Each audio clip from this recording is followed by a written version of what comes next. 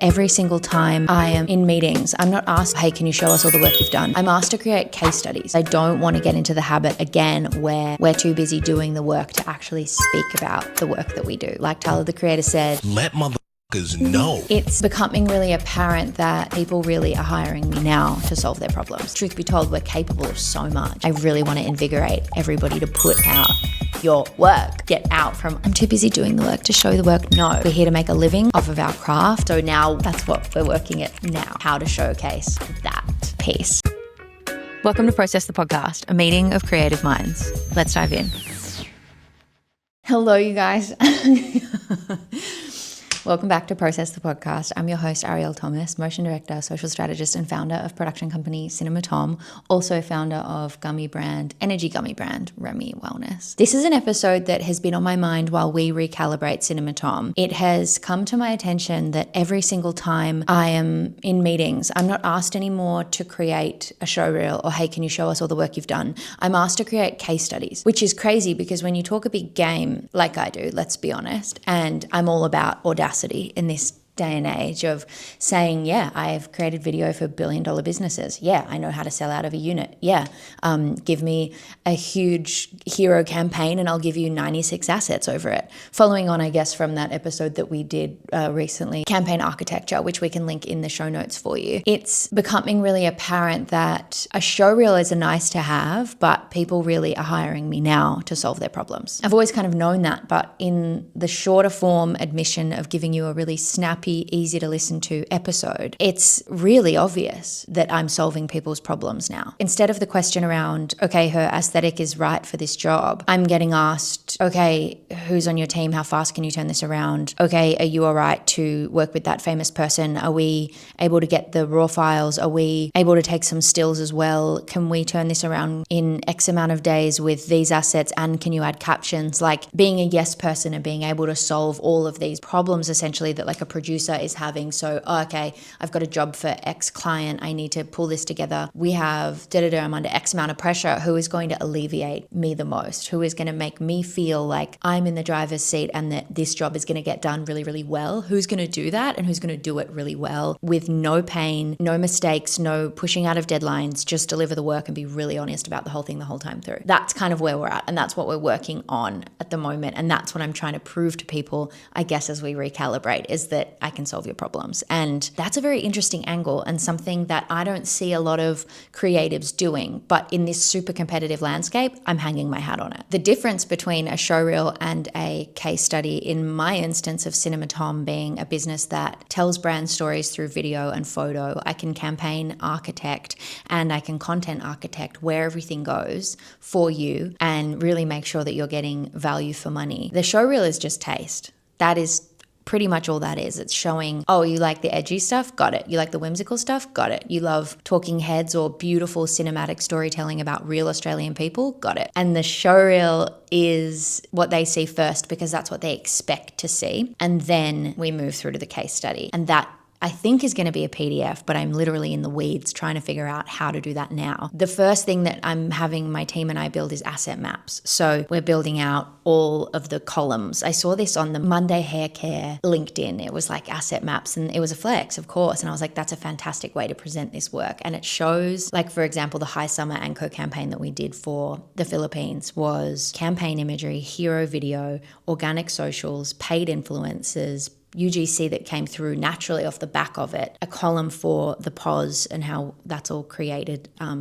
in store, out of home being like mall videos, LED screens, all that stuff, working through the website banners, paid ads, both static and video, and then also print. And having all of that mapped out is pretty amazing, but also I now need to showcase, okay, you've got a big campaign, like a thing that's being shot across like 2 days. Okay, now let me show you how many TikToks and Reels and chat to cameras we've got from the talent, all of that stuff. So now that's what I'm workshopping of how to showcase that piece. And it's tricky showing people, I guess, from the carry on of the campaign architecture, literally showing them the rollout because a PDF is really boring on a website. So I'm trying to work with my animator to like create some zhuzhy little thing, but that's what we're working at now. And it's unbelievable. The second piece of this is just how important it is to actually put out work. I will say a lot of creatives are like, oh, hey, like here's my work and I've just done this and it's cool and I talk about it for 2 days and then it disappears. I'm going to play you now a clip from Tyler, the creator, because Tyler is unbelievable at articulating why it's so important to put out your work. And although he's talking about an album, I think we all need to get better at showcasing our work. So have a listen to this. A lot of people who make things who don't stand proudly by their stuff. I don't know if they too cool or they don't want to look thirsty or they're not proud of their, but like they'll put a song out. They'll put it in their story and that's it. That's it. And you mean to tell me that you're going to be passive with your own and just put it on your story once? Are you fucking crazy, bro? I'm still promoting my album that came out in June. It's a year out and I'm still out here like, call me if you get lost. Like, And I'm like, no, let motherfuckers know. Tell people. When I first put the perfume out, bags of the sample, just walking up to people like, hi, I'm Tyler, I made this, because I put time and love and too much energy into this finished project just to put it on Instagram and forget about it. Like, no, promote your, let people know, be proud of that you made. The third thing that we're working on while we're recalibrating Cinema Thom to go back out to market now that we're ready to take on new clients is systems and processes, which is such a boring thing for me to say. I'm basically ensuring that the entire team can hold down the fort, make decisions, and keep talking about Cinema Thom at every single moment, regardless of how much work is coming in, because I don't want to get into the habit again where we're too busy doing the work to actually speak about the work that we do, which has happened and I regret. As I've said in previous episodes, Cinema Thom has been on private now for maybe 6 months because I've just been like, oh, I don't want to put the work out because it's not our latest work. Like people are looking at this and I'm growing as a podcaster and as a director, but people are going to that and that's what they think that the work is, but it's not ready to put out and I need to get out of that headspace. And one very tactical thing that we've done is we've started using the whiteboard feature on Canva. That's changed my life and my team's life. We love it. And we've started to map out, okay, what are other agencies doing that we love? How are other people speaking about their work that's elegant, that fits the bill, that gives me enough freedom to not have to be there and that the team can just create assets and be plugging them into Cinema Thom's social media? How do we do that? Then we've gone, okay, what's our version of that? And then it's like a map. I've then gone through as I'm rebuilding the website to pull out everything I'm proud of talking about. And then the problem that the team are left with is, okay, we've agreed on making this asset and we have these files, these photos, this is the case study or this is the work that we're now showcasing. How do we then create a piece of content like a BTS video or one of those videos that's like the moment and the shot or the behind the scenes and the hero asset or whatever it is, you know how you can see like the before and after and they do that kind of thing. So that making sure that all the assets are uploaded and then also thinking more in the future, how we're going to do that for months to come. How do we work on assets around the clock? How do we make every kind of maybe fortnight have a theme of a job so that the Instagram flows? How do I keep talking to people about Cinema Thom, like Tyler the creator said, after like 2 or 3 posts? How do I keep showcasing the fact that we did a beautiful campaign with Vogue for Cartier and Phoebe Tonkin was our lead girl? I know that I put that out. I put it out once. How do I keep talking about it? And kind of, I guess, making campaign architecture around the aftermath of each job, thinking about, okay, per job, I'm not just doing what the client wants, I'm doing what I want. And I think sometimes showing the behind the scenes is actually more powerful than showing the actual work. It definitely gets more engagement and it has a lot more flavor to it sometimes than just the hero asset, because the hero asset is what everybody's really fatigued of, seeing polished work that sells a product. That's what we're being flogged over the head with. So by working out what behind the scenes assets and how we can showcase the work that we do in a new and exciting way is probably one of our biggest challenges to come. So Cinema Thom is recalibrating. I'm really excited. The case studies are going to be like drip fed. I'm not ready to do the case studies, showcase them, talk about them, all of that, but the showreel and the way that I want our work to come across is going to be ready. I've also had to realize that Rome wasn't built in a day in this exercise and that there are a lot of people that I've had amazing meetings with waiting to just see the work. And now it's getting embarrassing because I haven't put the work out. And I've been like, yeah, I'll show you I'll send you a showreel next week. It's been 2 weeks. That's embarrassing. We can't be doing that. And these are like big titles. So we need to hop to it. The case study piece is going to take longer. And in the theme of Rome wasn't built in a day, I'm going to do my best to showcase the work as best I can in showreel form.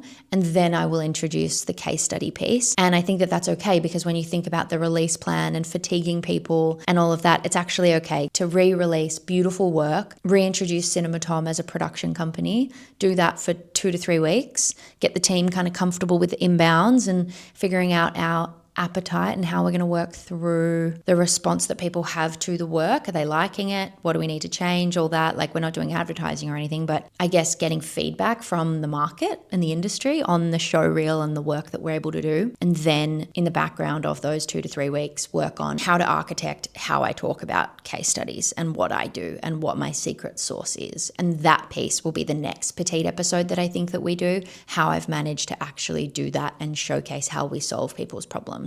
And that's something really exciting, because I think not enough creatives speak to their client in terms of, this is the problem that I solve. And once I've cracked it, of course, I'm going to share it with you guys. So that's like a life update of where we're at recalibrating Cinema Thom. I will say it's been pretty existential at times, because when you put out work like that, it's not just what do I put up? It's more so who do I want to be? And on a philosophical level, that's quite interesting, because I also have realized in this journey, I haven't really put out personal work in 10 years. That slapped me across the face, and we'll talk about that in another episode. This past 2 to 3 weeks of rebuilding what Cinema Thom is has been very thoughtful, patient, interesting, and thinking through what I want this business to be has been very exciting. I don't think I've reached the point where I'm ready to decide what I want the business to be and our services and our offering, because truth be told, we're capable of so much. I'm capable of so much. A production company in 2026 is capable of so much. We're working out what makes me happy, what the team is excited by, and all of that. But that's our recalibration. And if you got anything from this, I hope you listen to Tyler, the Creator. Maybe you listen to me, but I really want to invigorate everybody to put out your work and get out from under that problem that I was in of, I'm too busy doing the work to show the work. No. We're here to make a living off of our craft and our skills and our talent. So let's show people the work. Thank you so much for listening. Please hit the subscribe button, because as a baby podcast, we need all the love that we can get. And if you have any creative friends, please forward this episode, hit that share button and send it to them, because we need all the love that we can get as creatives, and we need community around us. We have a couple of WhatsApp groups going. If you go head to the link in the bio, you can sign up. There's like a Yaps channel where we just chat and ask questions. There's a job board that some really interesting work comes through. There's also, you can just DM me at any point that you want to talk. So thank you so much for listening. Next week's guest is going to be amazing. I'm about to record the episode, and I hope that you guys love it. Thank you guys so much for being here and trusting me. Check out Cinema Thom at cinema_Thom, THOM. That's my production company. By the time that this episode drops, I'm hoping we will have made the account public and have a little bit more to show for the work that we have been up to. Forehead kiss to every creative entrepreneur out there, because most people don't even try, as we know. And very proud of you, very proud of me. Let's get it. And I'll see you guys next Tuesday. This podcast is a Thom production recorded on Aboriginal land.